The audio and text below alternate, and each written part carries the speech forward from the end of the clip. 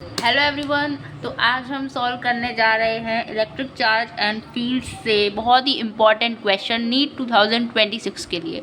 तो वो क्वेश्चन बहुत इम्पॉर्टेंट हैं जो आप सबको करने ही चाहिए दोस्तों।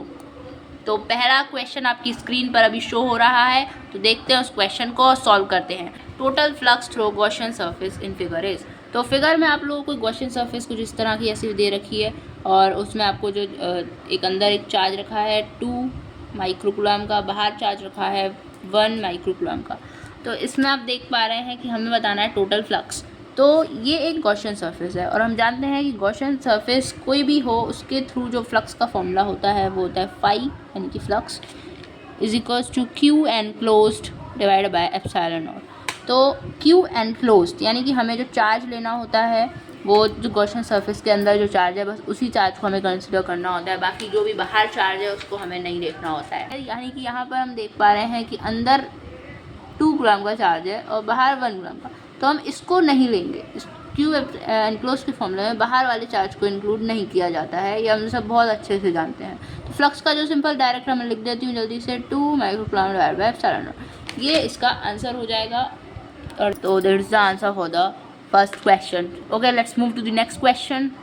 चलिए नेक्स्ट क्वेश्चन की तरफ बढ़ते हैं। नेक्स्ट क्वेश्चन आपकी स्क्रीन पर शो हो चुका है। नेक्स्ट क्वेश्चन है, if work done required to rotate electric dipole from stable equilibrium position through 60 degree is W, then torque required to maintain dipole at this position will B.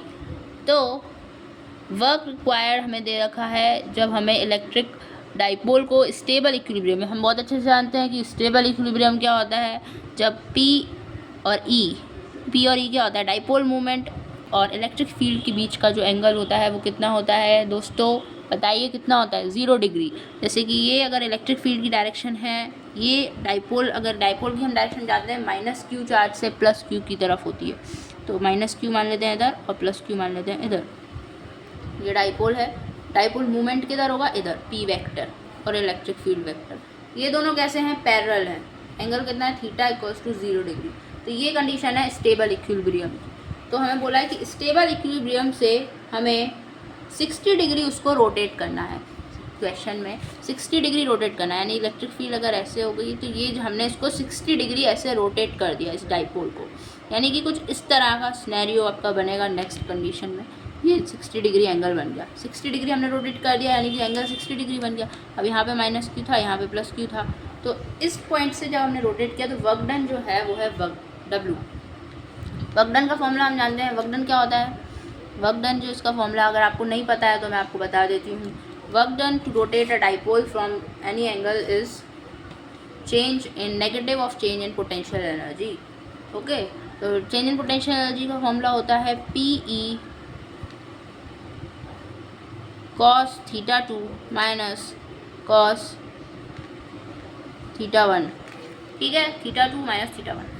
वहीं work done, इसमें हम negative sign देख सकते हैं, work done क्या है, negative है potential energy का, तो यहाँ हम नेगेटिव साइन अगर इंक्लूड कर देते हैं तो ये हो जाएगा, सॉरी अभी तो नहीं किया, तो वर्क डन में हम इसमें बस टोटल में हम नेगेटिव साइन इंक्लूड कर देंगे तो वो हो जाएगा, और वो हो जाएगा हमारा वर्क डन अगर हम पोटेंशियल एनर्जी में नेगेटिव साइन इंक्लूड कर देते हैं तो cos थीटा 1। यहाँ पर थीटा 2 और थीटा 1 क्या है, थीटा 2 है final theta, final angle between electric field and dipole movement के बीच का फाइनल एंगल, फाइनल, और ये है इनिशियल एंगल।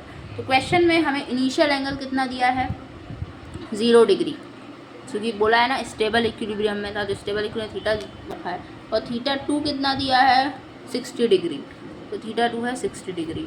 तो इसके बाद हम क्या करेंगे, हम बस कुछ नहीं करेंगे, फॉर्मूले में पुट कर देंगे, तो वर्क डन हो जाएगा सिंपल सा माइनस PE cos थीटा 2 यानी cos 60 डिग्री, cos 60 डिग्री की वैल्यू कितनी होती है दोस्तों, 1/2 minus cos theta 1, cos theta 1 यानी 0 डिग्री, 0 डिग्री पे cos कितना 1, हाफ माइनस 1 कितना हो जाएगा, -1/2, और ये माइनस इधर है ही, चलो मैं सॉल्व ही कर देती हूँ।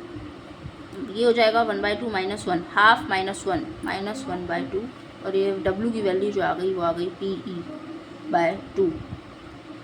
ठीक है, तो ये हमें दे रखा है कि वर्क डन। अब हमने इतना सॉल्व कर लिया कि जो वर्क डन है स्टेबल इक्विलिब्रियम से 60 डिग्री रोटेट करने का जो W की वैल्यू है वो है इतनी।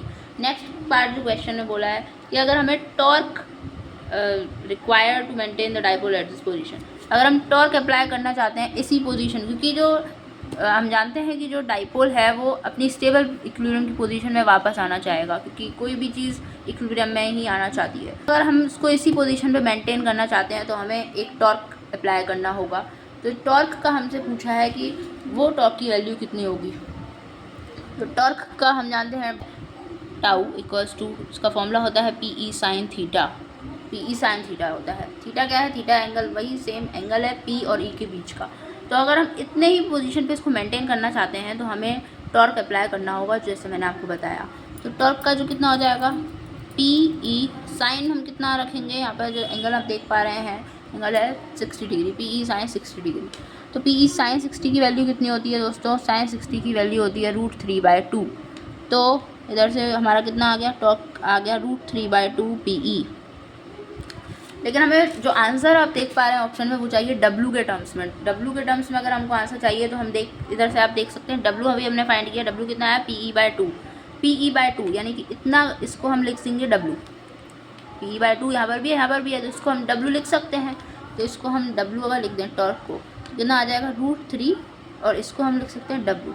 √3W हमारा आंसर हो जाएगा दोस्तों, √3W यानी कि ऑप्शन नंबर 3।